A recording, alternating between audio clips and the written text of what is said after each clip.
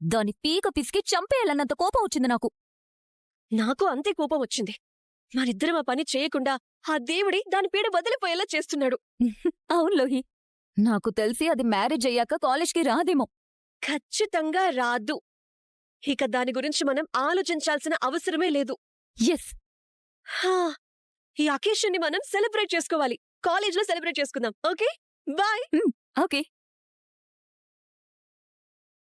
చిన్ని, ఎక్కడ నువ్వు మ్యాడీని ట్రాప్లో పెట్టి ఆ ఇంటికి కోడలిగా వస్తావా అనుకున్నాను. ఇప్పుడు చాలా చాలా హ్యాపీగా ఉంది.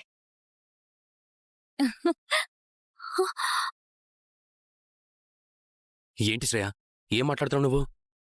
బావ బైక్ ఎక్కినంత మాత్రాన మధుని చంపేస్తావా? నీకేమైనా పిచ్చెక్కిందా? ఇది పిచ్చి కాదు, ప్రేమ.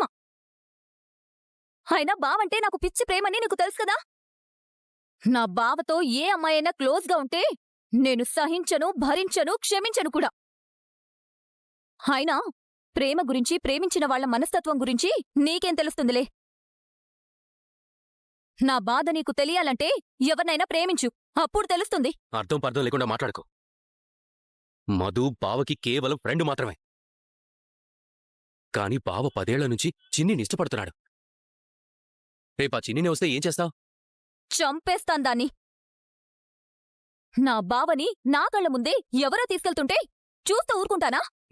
మూర్ఖంగా మాట్లాడుకు శ్రేయ. బావకి చిన్ని అంటే ప్రాణం. చిన్నప్పట్నుండి తనని ఇష్టపడుతున్నాడు. అలాంటి మనిషిని దూరం చేసి నువ్వు బావని పెళ్లి చేసుకుంటే మాత్రం నీ మీద బావకి ప్రేమ కలుగుతుందని అనుకుంటున్నావా?